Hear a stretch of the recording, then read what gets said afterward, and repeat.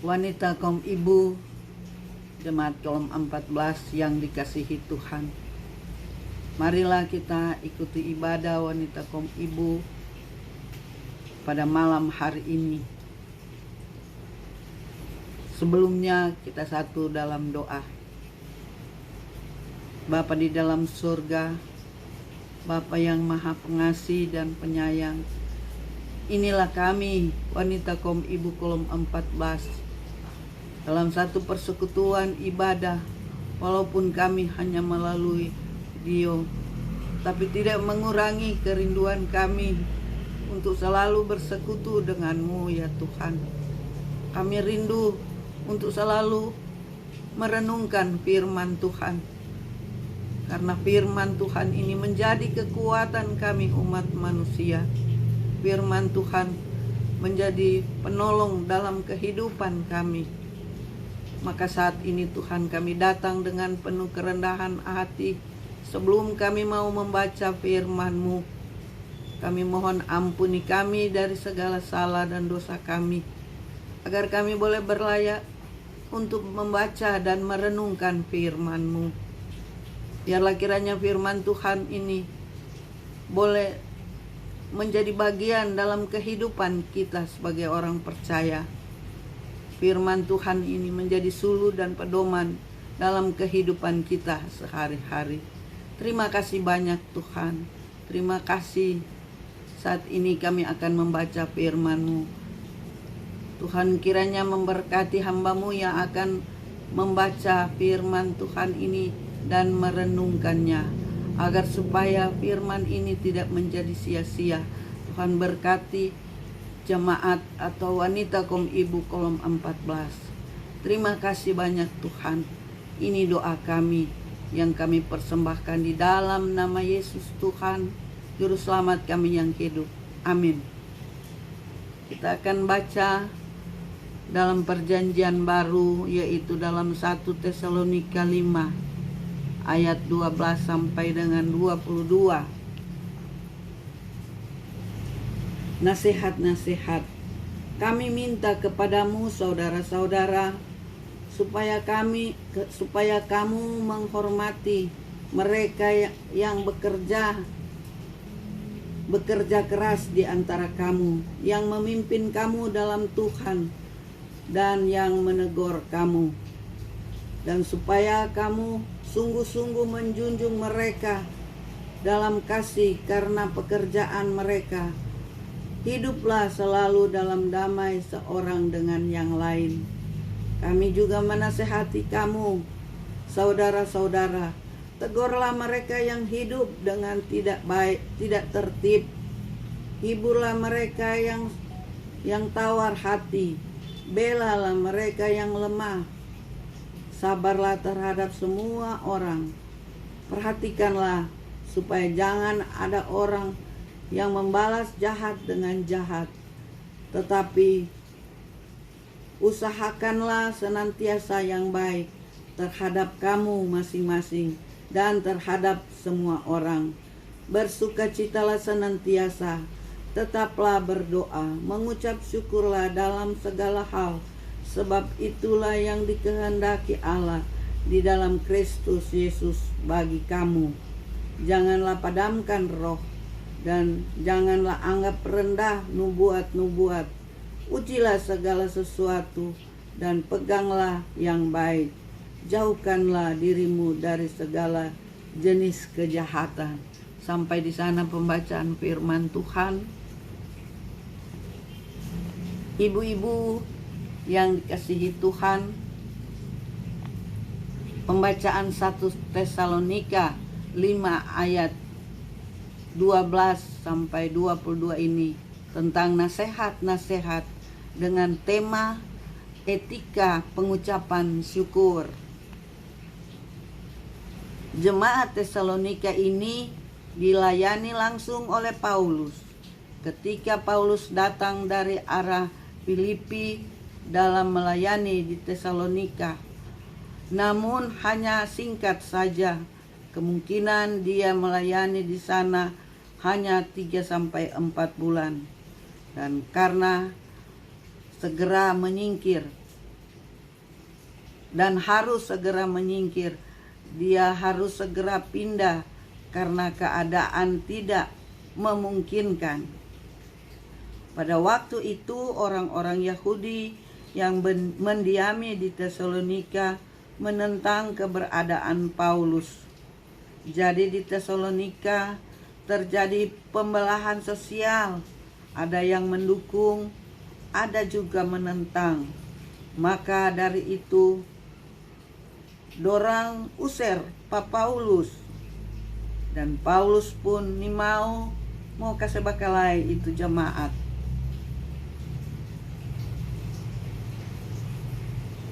Paulus mengalah. Dia menyingkir ke Berea dan kemudian ke Athena dan ke Korintus. Ketika Paulus ada di Athena, dia jumpa dengan Timotius, anak rohaninya. Dan Timotius ini diperintahkan oleh Paulus untuk cek dan layani jemaat Tesalonika. Sementara Paulus melanjutkan perjalanan ke Korintus. Di Tesalonika, Timotius mendapati bahwa jemaat yang telah dilayani secara singkat oleh Paulus ini telah memiliki hidup baru, telah bertumbuh, telah bertobat dalam kasih Kristus. Dan oleh karena itu, Timotius kembali berjumpa dengan Paulus di Korintus. Dia menceritakan, dan di situ Paulus merasa senang, merasa sukacita. Karena itu Paulus tulis surat ini kepada jemaat di Tesalonika.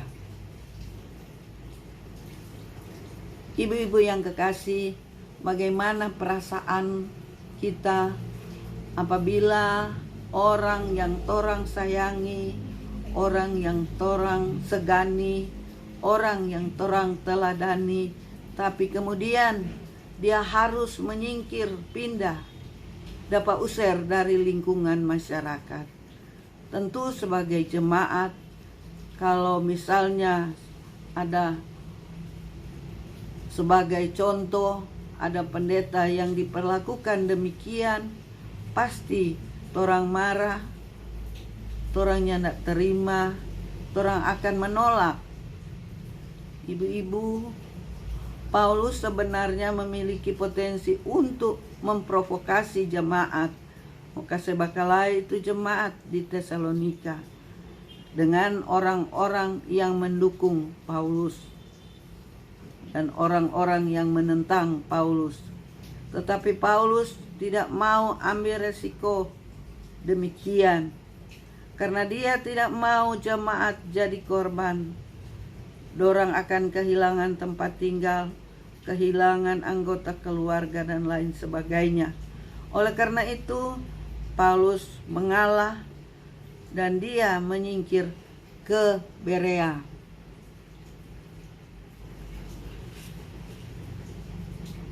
Dan sebenarnya saudara-saudara, pada waktu Paulus tulis surat ini, jemaat di Tesalonika sementara menunggu Paulus kembali ke Tesalonika. Mungkin Paulus ada janji dia mau balik ulang. Mungkin Paulus kirim Timotius dan Timotius bilang nanti satu kali Paulus balik ulang. Maka dari itu dorang menanti-nantikan kedatangan Paulus. Namun tidak sempat, namun tidak bisa.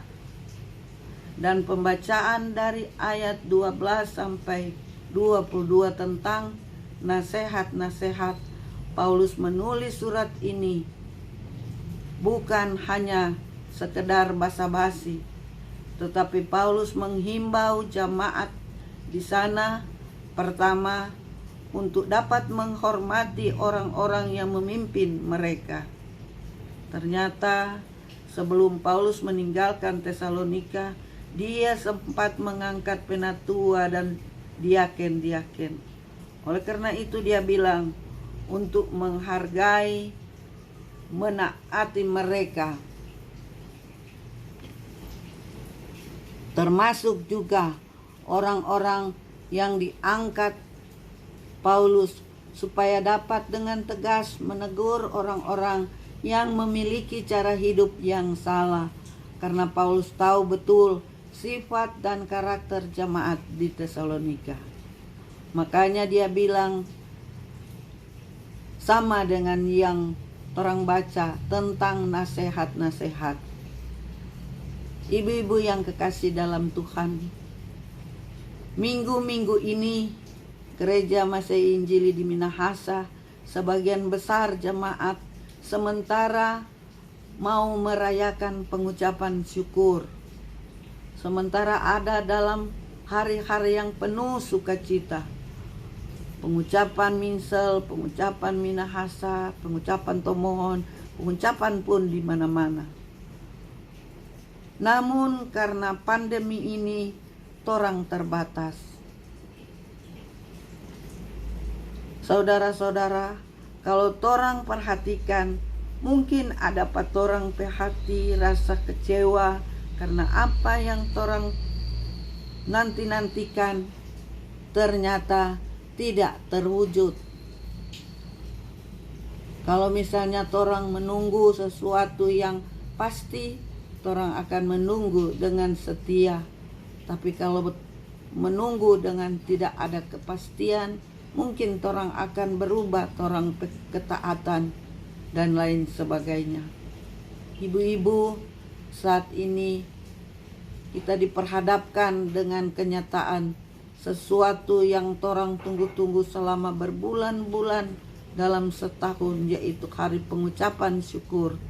Ternyata tidak boleh diadakan, tidak boleh dirayakan, tidak boleh undang saudara-saudara dari luar, tidak boleh makan-makan rame-rame, tidak boleh menyanyi-menyanyi, tidak boleh cipika-cipiki. Pasti ada rasa kecewa karena hal yang torang tunggu-tunggu tidak dapat terwujud. Nah, kira-kira sama seperti itu yang diperhadapkan pada jemaat di Tesalonika.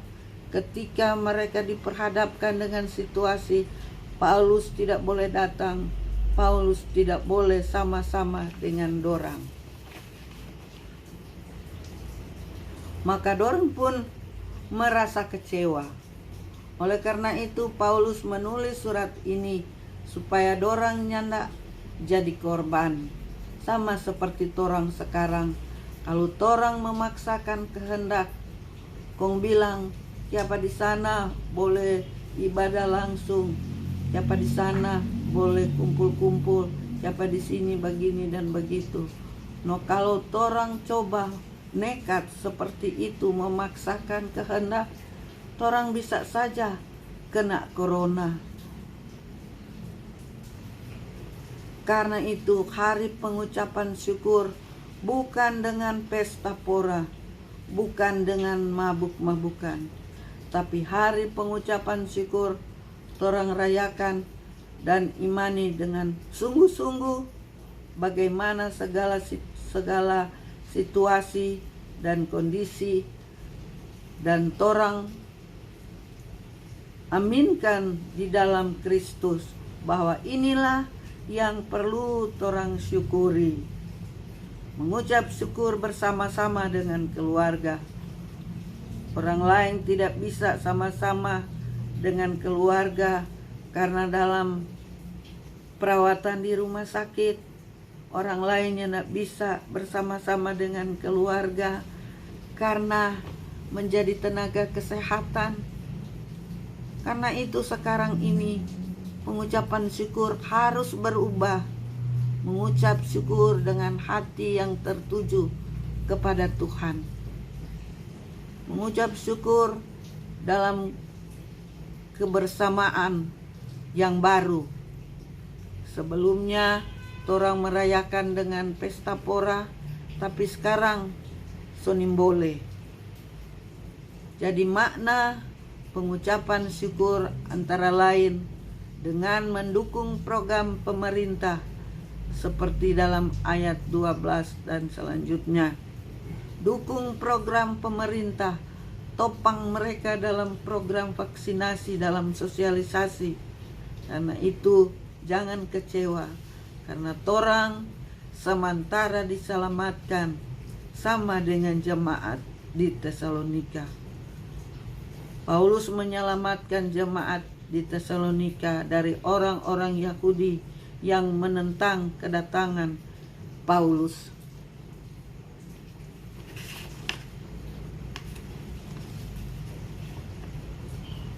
Torang punya pemerintah, torang punya pemimpin di gereja, pendeta, penatua, syemasi yang sementara mengerjakan, yang sementara berupaya supaya torang pe keselamatan, untuk torang pe keselamatan. Karena itu torang bersabar jo tinggal di rumah, ibadah di rumah seperti sekarang ini, supaya torang boleh selamat dari bahaya. Tuhan Yesus memberkati torang semua. Mari kita satu di dalam doa. Bapa di surga, kembali lagi kami datang menghampiri hadirat-Mu. Kami mengucap syukur, kami boleh lagi membaca dan merenungkan firman-Mu. Biar hanya melalui video call ini Tuhan. Karena itu kami mohon biar kiranya Tuhan selalu hadir di dalam kehidupan kami. Memberkati kami Tuhan di tengah-tengah masa pandemi ini. Kami tidak bisa kemana-mana Tuhan, tapi kami percaya Tuhan Yesus selalu membungkus jemaat-Mu, membungkus kita semua dengan darah Yesus, darah yang tertumpah di kayu salib, membungkus kita supaya kita boleh terhindar dari segala virus-virus yang sangat bahaya itu Tuhan, yang menakutkan itu, yang telah membawa korban begitu banyak Tuhan. Karena itu Tuhan, kasihani kami semua, orang-orang yang berdosa ini, yang datang kepadamu dengan penuh kerendahan hati. Mohon perlindungan, mohon penjagaan Tuhan, mohon berkat Tuhan, agar kami semua ada dalam keadaan yang sehat, diberkati Tuhan.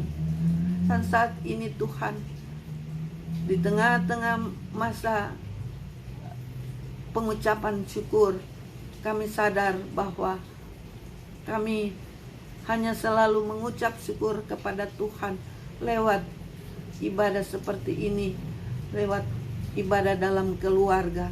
Itu tidak mengurangi kerinduan kami, itu tidak mengurangi iman kami kepadamu Tuhan, di dalam persekutuan dengan Tuhan Yesus.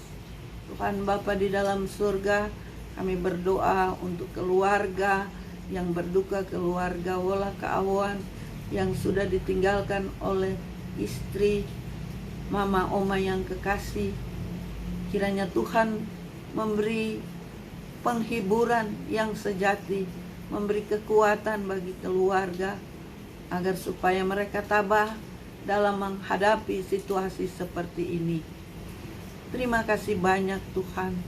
Biar kiranya jemaat-Mu selalu diberkati Tuhan, dimanapun jemaat kolom 14 berada, selalu dijaga dan dipelihara oleh Tuhan. Terima kasih banyak Tuhan, terima kasih.